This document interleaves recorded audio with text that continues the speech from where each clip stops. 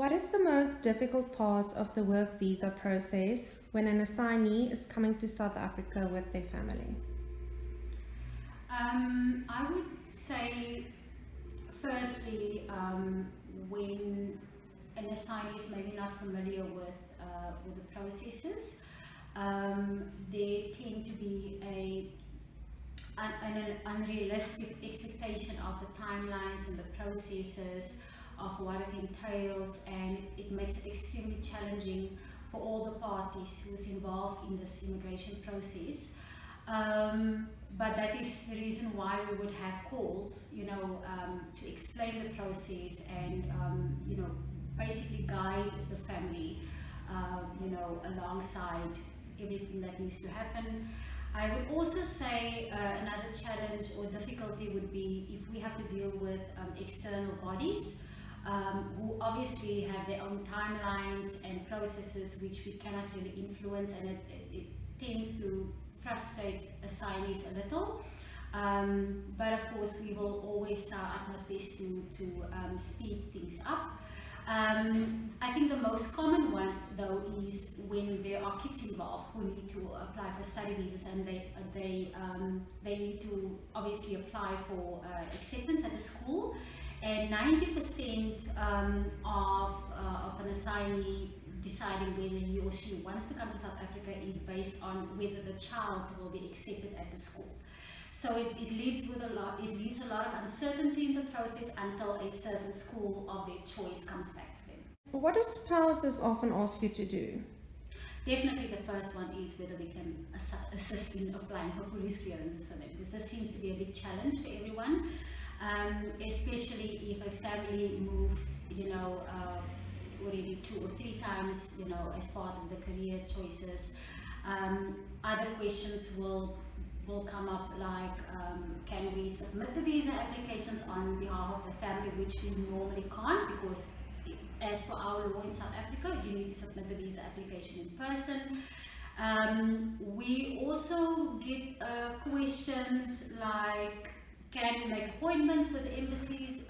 Most of the time we can, to save time on the assignee family's hands. And then I think the last one, which we also get often, is whether government fees and VFS fees, where relevant, can be paid by us on behalf of the family so long. And what should families on international assignments always make sure that they have before they apply for their visas? I think it's super important that the family already have a good understanding of what the immigration process entails. It does become challenging if it's their first assignment, for instance, but as I mentioned before, it's then better if we have a call, we speak about concerns, we speak about all the challenges that we might face, but also just to get familiar with everything, because people have a lot of anxiety.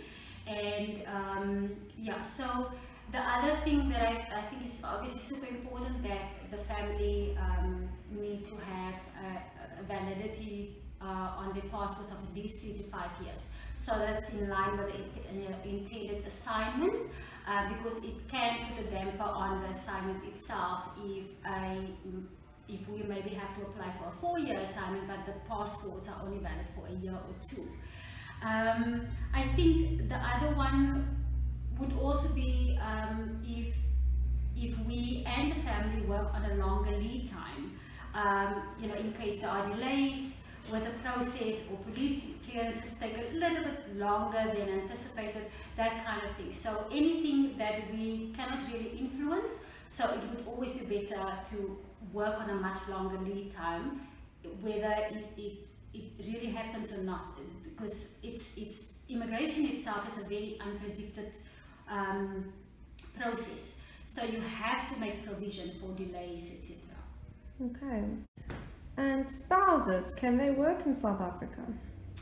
Unlike the UK and certain other countries, unfortunately spouses who are on dependent visas cannot work in South Africa. If they wish to work in South Africa, they would have to apply for a work visa in their own right. Okay. What do you love most about your job? Plenty. I think meeting new people, the different cultures, how you need to teach yourself to work with different understandings, different way of doing things, different temperaments even. It's all a challenge, but it's a pleasure at the same time. You get to learn new things also.